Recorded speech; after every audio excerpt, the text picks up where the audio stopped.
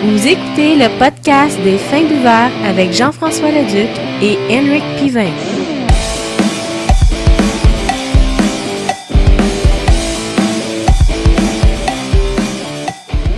Bonjour tout le monde, bienvenue à ce 35e épisode du podcast des Fins Buveurs. Je suis votre hôte, JF Leduc, à mes côtés, Lauriane. Hey, bonjour! Ça va bien? Deuxième semaine de suite. Oui, let's go podcast sur la bière. Oh, oui, On est en feu, on continue. Retour sur la semaine dégustation qu'on a faite. Je vais me faire le retour sur la semaine, des fois des petits commentaires, expériences qu'on a vécues, Lauriane. Je pense que tu as quelque chose à nous partager. Ah oui, j'ai juste d'arriver en plus. J'ai ça, moi. T'étais à un party, je pense. Ouais, party de Noël de bureau. Ça commence. Ah, les parties. Ouais. On aime ça. Surtout quand on peut choisir notre bière. Ben, c'est ça, t'étais à Casagrec. On peut rire le Casagrec, là, à cause des calmars frits qui sont bons, puis non. Dépend des goûts, mais bref, on peut quand même amener notre alcool. Ben, c'est ça qui est le fun, on peut amener n'importe quoi, fait que t'en as profité pour amener une bière de microbrasserie. En effet. Laquelle? La McCrocken Flower du Bel Boquet. Oui, bonne bière, ça. Oui. Ce qui est agréable, c'est que le monde commence à découvrir. Il y en a qui font comme « Ah oui, j'ai déjà vu ça », puis il y en a d'autres qui font comme « Ah, découverte ». Fait qu'on leur fait découvrir en même temps. Ça, on leur fun. fait goûter. C'est ça, les commentaires, c'était positif. Oui, ben, j'en ai fait goûter à 2 personnes, puis ils ont très apprécié le goût, justement, un peu sucré de la bière. C'est ça. Il y en a même un des deux qui a fait comme c'est vrai, ça goûte un peu comme l'alcool un peu du bourbon. Ouais, Puis un peu de chêne, un peu boisé. Ouais, c'est ça. peu... J'ai fait, c'est une Scotch Shell, c'est peut-être ces goûts-là que tu vas rechercher. Là. Ben c'est bon parce que ça fait un bon lien avec notre dégustation. Je te dis tout de suite, épisode, on va parler beaucoup de Sherbrooke, des microbrasseries de Sherbrooke, puis on va parler beaucoup de Scotch Shell, justement avec le retour sur cette semaine, notre dégustation, puis de qu'est-ce qui se brasse. Après la chronique d'après. Fait que tu vas voir, ça va être beaucoup de Scotch Shell. Yay! Cet épisode-là. Je suis pas déçu. Ouais, ça va être bon. Fait que, on va y aller tout de suite avec notre dégustation parce que c'est justement une Scotch Shell. On va goûter la Abel Turco de la microbrasserie Île d'Orléans qui est proche de Québec. C'est ça, Scotch Shell, comme je disais, forte, caramélisée et fumée à 8%. Oh! Ouais, fait que c'est toi qui vas être la professionnelle qui va comparer les deux avec la McCrocken. Genre de voir ça va être aussi sucré. Le goût caramélisé, ça va être aussi prononcé, ou bien ici, le côté fumé, il va couper un peu le sucré. Mais la nuance que je pourrais déjà dire, ouais. C'est que la McCrocken est au miel. Fait qu'il va avoir un petit goût peut-être plus sucré à la McCrocken, hein? La McCrocken que celle qu'on va goûter. Ok, ben là, on va ouvrir ça. En tout cas, je casse ça peut-être un peu trop d'avance, là. Ah, mais c'est correct d'avoir des théories tout de suite en partant. Je vais verser ça. La date est brune, donc il ne va pas avoir le problème là-dedans. Comme ça, quand il y a un bon collet, là, le collet il est vraiment comme brun, là, comme la bière, dans le fond. Oui. C'est vraiment une bonne brune. Elle mousse un peu. Ouais. Elle a une bonne odeur. Ça. Oh, wow, ouais. C'est spécial parce que tu as venu déjà goûter. Oh mon Dieu. Ouais, elle me fait, la McCrocken est vraiment plus sucrée comparativement à la Belle Turco. Ouais. C'est quand ils disent fumé, oui, on y goûte. C'est vraiment fumé, hein? Oui. Wow, c'est spécial. Ça coupe un peu le goût du sucré. On goûte. Complètement, hein? Oui, on goûte vraiment le Scotch Shell, mais ça coupe vraiment le goût du sucré, puis le fumé embarque par-dessus. Ah ouais, c'est vraiment spécial. Le fumé coupe vraiment un peu tout parce que j'aurais pensé qu'on aurait goûté un peu au côté caramélisé, mais le côté caramélisé, il est quasiment absent. On dirait que c'est... Il est là. Légèrement. Il est là à l'odeur. Oui, à l'odeur, c'est sucré. Ouais. Mais au goût, c'est plutôt fumé que sucré. C'est spécial. En arrière-goût, on a un léger côté boisé. Là. Il y a quand même un petit côté chêne. Oui. Avec qui se mélange bien au côté... Le fumé n'est pas aussi ardent que la charbonnière. Non, vraiment pas. Celle qu'on avait goûtée, parce que celle-là, c'était vraiment la boucane qu'on avait dans la bouche. Celle-là est balancée avec la Scotch Shell. Ben, le goût du scotch, mettons. C'est quand même spécial. Légère, amertume. C'est bizarre, c'est un peu de tout. Là. Il y a plusieurs goûts, oui. Amer, c'est un petit peu sucré. Il y a des goûts de fumée, il y a des goûts de boisé, léger caramel. On dirait des nouveaux goûts à chaque gorgée. Ça, on la découvre quasiment à mesure à chaque gorgée, là, comme tu dis. Là. Mais je suis vraiment pas déçue de cette bière-là. Je m'attendais à quelque chose d'un peu plus sucré vu que c'est Scotch Ale, mais je suis pas déçue parce que, tu sais, on s'attend à un range de goût pour une certaine range de sorte de bière, mais même si ça sort un petit peu de ce range-là, c'est vraiment agréable. Ben, Ouais, c'est agréablement surprise, même. Même pour les personnes, je pense qu'ils n'aiment pas trop fumer. Là. Je pense que c'est pas comme fumer au point de Non, de d'être... pouvoir éviter, là. non, c'est ça. Non, ça a bien de l'allure, franchement. C'est très bien balancé là, de différents types de saveurs. Ça rejoint bien les goûts de la Scotch Ale avec un petit côté fumé. C'est léger, c'est en douceur. C'est pas agressant. Pas vraiment d'arrière-goût. L'arrière-goût, c'est les mêmes saveurs qu'on goûte en bouche. Franchement. Belle découverte, Ouais. ça. Ouais, c'est vraiment bon. Wow. À regoûter. Ouais, à regoûter, Abel Turcot, microbrasserie d'Orléans, très bon produit, là, très bon Scotch Ale fumé, 8% d'alcool. Là. Franchement, ouais, à découvrir. Ouais, il y a une petite description sur le Oui. côté qui est plus à la microbrasserie Malteus de Valleyfield, là, si on veut, là, tu sais, qui donne un peu un historique sur la ville. Là.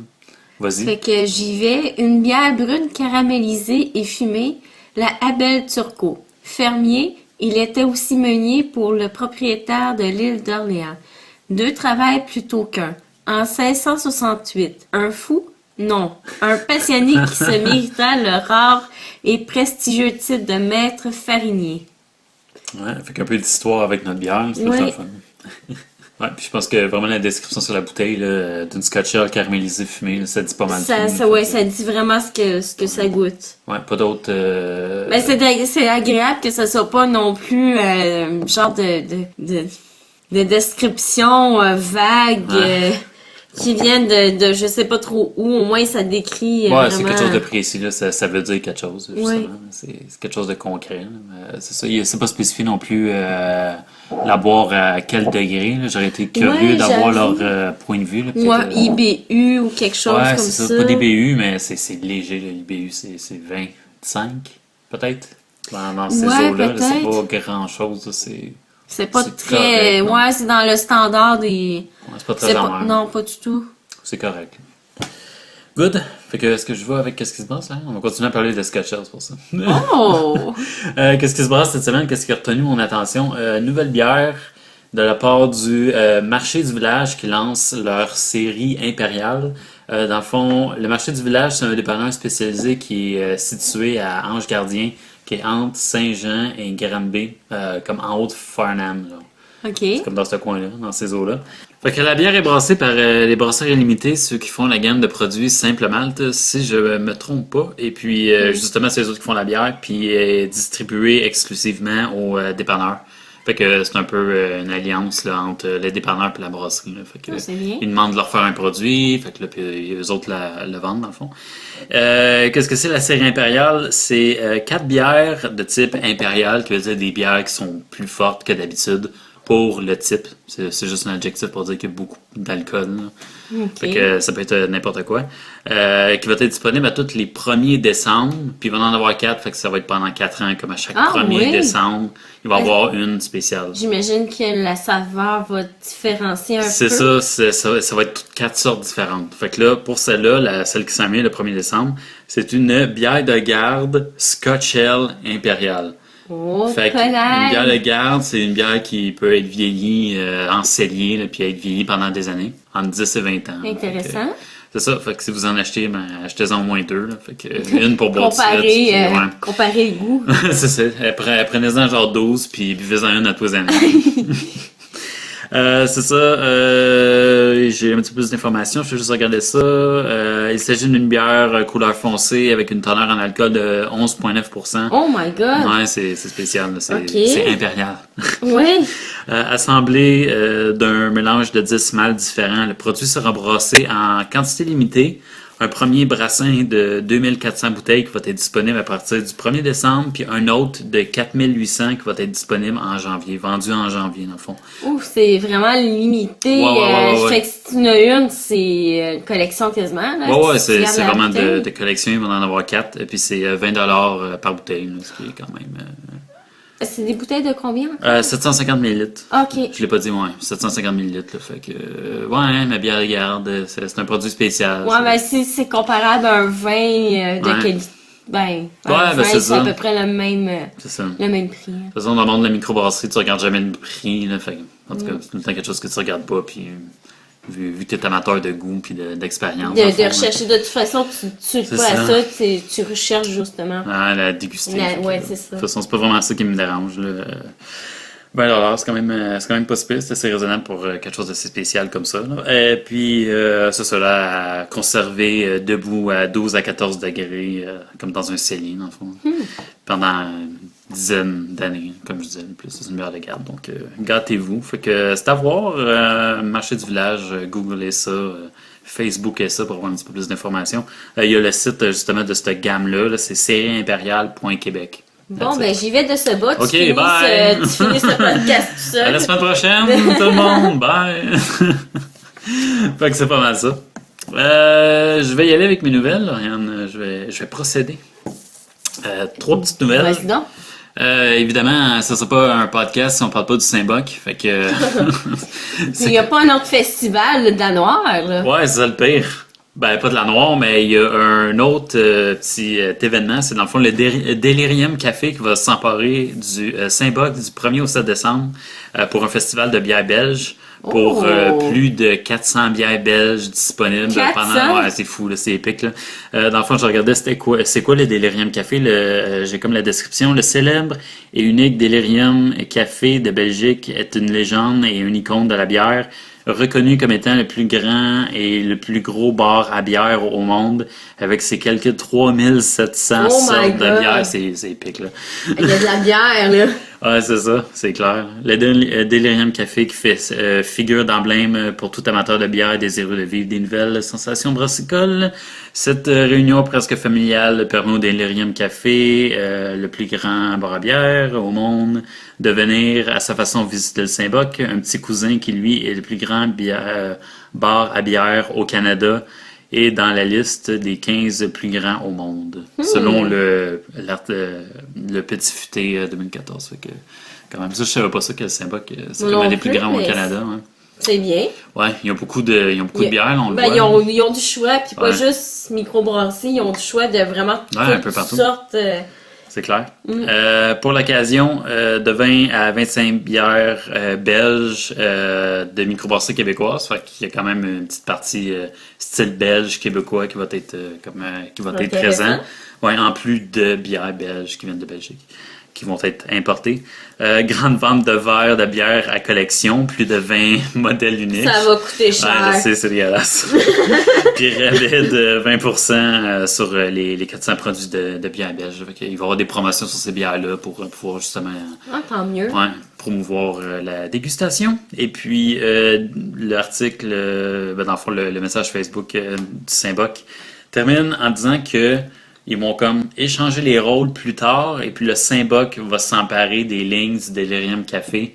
Fait que j'imagine qu'ils vont vendre la bière québécoise en Belgique dans ce bar-là. Nice, fait qu'ils font comme un échange, ce qui est assez cool. Ce que ça veut dire qu'en Belgique, ils vont goûter nos bières, ce qui se fait au Québec. C'est ça, j'ai cette impression-là. Fait que c'est le fun. Tant mieux. Ouais, on va pas en Belgique de sitôt, mais quand même, c'est quand même le fun de voir qu'il y a un certain échange. Fait qu'on n'est pas obligé de sortir du pays pour pouvoir goûter de la bière d'ailleurs. Non, c'est ça, exact. Yes, fait que pour un petit article, j'ai hâte de voir si on va y aller, c'est la semaine prochaine. Fait que peut-être, on va voir. Moi, je suis partant. Ouais, moi avec. Je vais voir avec Joe, là, parce qu'avec Laurie, qui est justement belge, là, on va essayer de planifier un petit quelque chose. Ça va fun d'y aller en gang. Oui, vraiment. On va peut-être pouvoir nous jaser un peu de ça. Tu veux dire. Dans un autre podcast, ma deuxième nouvelle, je t'ai parlé, puis je pense que tu étais avec moi, on a parlé du Boc et bière, qu'il y a eu un incendie le 29 août dernier, puis que justement c'était comme perte quasi totale, là, quasiment, toute leur salle de brassage, leur passe au feu, puis c'était épique un peu. Fait qu'il y a un article qui a été écrit et qui donne un peu un suivi là, sur qu'est-ce qui se passe avec eux, le bokeh bière. Fait que je te résume ça, dans le fond. Puis, dans le fond, je te résume pas ça, je te lis quasiment l'article au complet. Mais, dans le fond, pour faire un résumé, la SUI qui a recouvert la totalité de l'établissement, requérant plusieurs jours de frottage, le bois poreux, des multiples barils de chêne à observer l'auteur des flammes. Les propriétaires ont dû, c'était partir de dessus puis pas mal tout jeter. Puis surtout, le truc qui est triste, c'est qu'ils ont jeté, ils faisaient une culture de levure sauvage sur place. Oh! Puis qui développaient ça depuis plusieurs années, puis qui donnaient comme des saveurs un peu spéciales, fait que tout ça a flambé. Là, ça a été acheté à jeter. Puis justement, les dégâts qui sont évalués à 200 000 $. Ouais, 2 000 $, oui, ok. À 200 000 $. Ça aurait été une joke à 2 000 $, comparativement à 200 000. Ouais, c'est ça, c'est clair. Il manquait un zéro, là, ben une couple. Fait que, ouais, c'est ça. Et puis, heureusement, personne n'a été blessé, au moins. Fait que c'est quand même Faut déjà voir ça. au moins le côté positif. Ouais, exact. Et puis, ça continue justement sur un petit côté positif parce qu'ils en ont profité dans leur malchance pour se réinventer un peu. Puis, Ce qui veut dire. comme je disais, le brassage qui a toujours pas recommencé, donc le bar a dû justement trouver des alternatives. Fait que c'est pour ça qu'il offre à cette heure plus de choix en fût qui changent justement sur une base hebdomadaire, comme je disais. La bière du bokeh bière va revenir graduellement sur les lignes à mesure que le brassage va recommencer. En plus des bières québécoises, il va y avoir une collection de bières importées privées qui va être disponible début 2015, misant principalement sur les bières sauvages, les gueuses, levure sauvage, truc dans ce genre-là. Ouais. Et puis, au profil unique, le bokeh bière va ainsi devenir le plus gros tab bar de Sherbrooke. Le bokeh bière va aussi avoir 2 chambres froides pour servir à la bière à 4 degrés et puis à 8 degrés. Tu sais, pour des fois, certaines bières qui sont un petit peu plus savoureuses, comme une Scotch Ale, c'est peut-être bon à boire un petit peu plus chaud pour avoir un petit peu plus de saveur. Ah, ça va être intéressant. Ouais, aussi. c'est ça. Fait que différents types de dégustation, là, plus froides pour des lagers, plus chaudes pour des Scotch découvrir les goûts, justement. Ouais, c'est ça, avoir un petit peu plus de finesse là, dans la dégustation, avoir un petit peu plus de caractère là, des fois. Là, fait que C'est pas mal bien pensé. Ouais, c'est ça, pas mal bon de leur part. Et puis, c'est ça, justement. L'article continue en disant que, justement, ils en ont profité aussi pour rénover leur équipement de son et de sonorité parce qu'ils ont un stage. Fait qu'ils offrent beaucoup des spectacles. Fait qu'ils ont comme tout rénové le système audio. Puis, quand t'as faire, tu vas pas faire en eux partout. Ouais, et puis l'article termine en remerciant les encouragements et le support des autres microbrasseries. J'ai une citation rapide. Le lendemain même, parce que c'était pendant le festival de Chambly, la microbrasserie du Lièvre, elle, la Pinot, de Mont-Laurier, qui a été, eux autres, entièrement rasés par les flammes en janvier 2013. Oh mon Dieu, ça fait pas si longtemps. Ouais, c'est ça quand même. Hein? Et puis justement, ils ont offert toutes les ventes de leur bière, le Phoenix, qui est une bière fumée qui a été créée à la mémoire de l'incendie, évidemment. OK. C'est ça, fait qu'ils ont donné comme tout l'argent qu'ils ont fait pour les aider. Et puis, cette bière va être aussi disponible chez eux sous peu, ils disaient ça. Puis, merci aussi aux microbrasseries du Ciel, Opéra, Bill Boquet, Trou du Diable, parce qu'ils ont offert des barils de bière justement pour les aider. Oh, wow, là, OK. vu qu'ils ne pouvaient plus brasser. Là. Fait que, justement, beaucoup d'aide, beaucoup d'entraide. C'est bien que ce soit un petit peu comme une façon de parler, mais comme une famille, puis que ça s'entraide entre microbrasseries pour justement... C'est ça, il y a de la concurrence, mais il y a aussi beaucoup d'entraide, là, fait que c'est le fun. Puis, un dernier merci aux brasseurs illimités qu'on a parlé, puis à la microbrasserie du Lac-Saint-Jean, qui ont permis d'utiliser leur installation justement pour faire des batchs puis des recettes. Oh wow, fait que, OK. c'est ça, fait que pas mal cool, belle camaraderie, comme on dit. Un gros merci à ceux-là, mais aussi une félicitation de pouvoir s'entraider comme ça. Lâchez pas, puis ouais. ça a l'air de bien aller de leur côté, là, fait qu'un mal pour un bien, comme je disais. Fait que, cool. Fin de la nouvelle. Sinon, je vais poursuivre avec ma dernière nouvelle de la journée. On reste à Sherbrooke. Ouverture de nouvelle microbrasserie du nom de Le Refuge qui va ouvrir début 2015. Ça me dit quelque chose, ça. Brasserie Le Refuge, ouais. Ouais, non, mais je veux dire, il me semble c'est l'article que j'ai mis sur Facebook. Peut-être. C'est exactement ça. Ouais, oui, c'est vrai, j'ai vu là. Ouais, fait que c'est ça le refuge qui va ouvrir ses portes janvier ou début février à Sherbrooke. Ils vont prendre la place du pub La Fac, la faculté, qui est dans le fond à côté de l'université de Sherbrooke. Là. Ah, OK. Fait que eux autres ferment, fait qu'ils prennent ça. Et puis c'est ça, au moment de l'ouverture, il va y avoir 2 étages sur 3 de l'établissement qui va être fonctionnel. Ils vont être capables d'accueillir de 250 à 300 places, incluant la terrasse. Citation d'un des propriétaires: nous nous sommes engagés à baisser le volume de la musique à l'intérieur et à ne pas en mettre sur la terrasse, sauf en cas d'exception, où nous aurions un chansonnier, par exemple. Nous n'avons pas non plus l'intention de rester ouvert jusqu'à 3 heures du matin, mais plutôt 1 heure du matin. Oh. L'article continue, tu vas voir.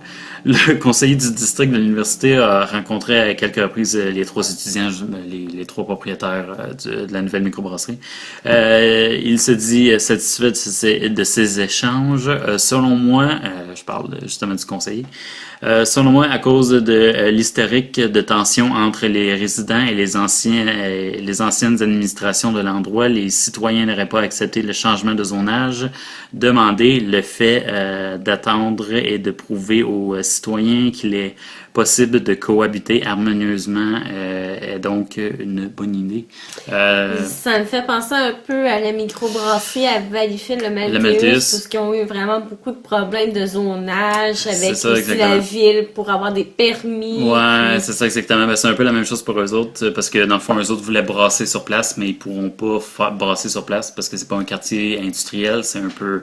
C'était à côté de l'université, c'est un peu, ouais, c'est ça, un petit peu résidentiel, j'ai l'impression, je suis jamais été à Sherbrooke, là, mais j'ai l'impression qu'ils sont justement dans un côté résidentiel, comme tu dis.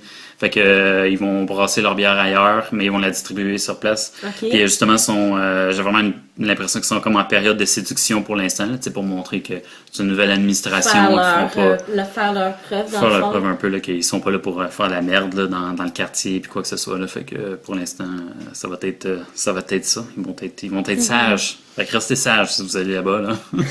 S'il vous plaît. C'est ça. On veut une autre bonne microbrasserie, s'il vous plaît. Exact. Faut aller visiter ça, nous autres, là, cette affaire-là, un de ces jours.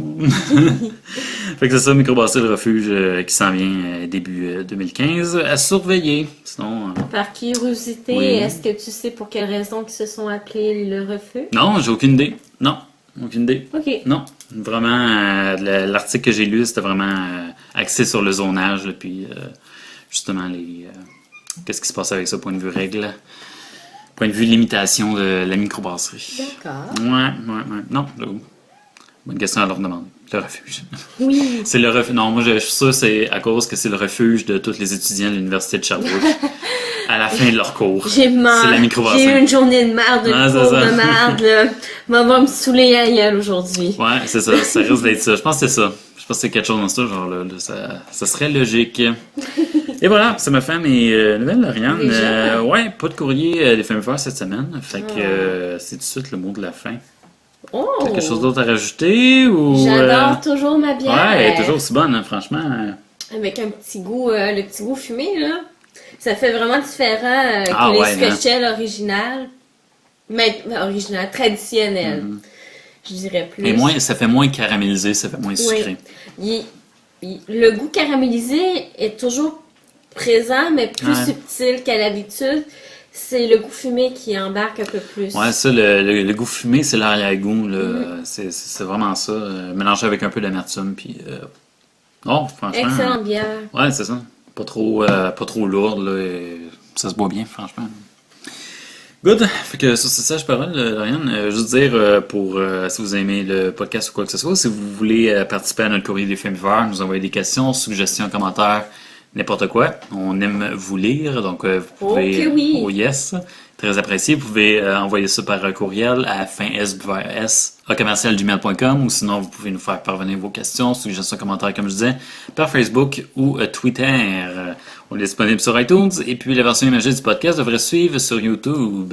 That's it. Alors, On est sur Instagram. Boom. yay. J'oublie tout le temps Instagram. Dis-moi la règle numéro 1. Oui, c'est vrai, étant fumeur, il faut garder trois règles. Lauriane, règle numéro 1, toujours garder le contrôle, très important. Règle numéro 2. Pas de gaspillage, Lauriane. Et la troisième règle? C'est respecter la consommation d'alcool de chacun et pas inciter à la consommation d'alcool, Lauriane. L'alcool, c'est personnel, c'est pour nous, c'est une dégustation. Ok, oui, Faut que ça soit le fun, faut que ça reste le fun. Sur ces sages paroles, merci beaucoup, Lauriane, d'avoir été là. Très Merci. plaisant.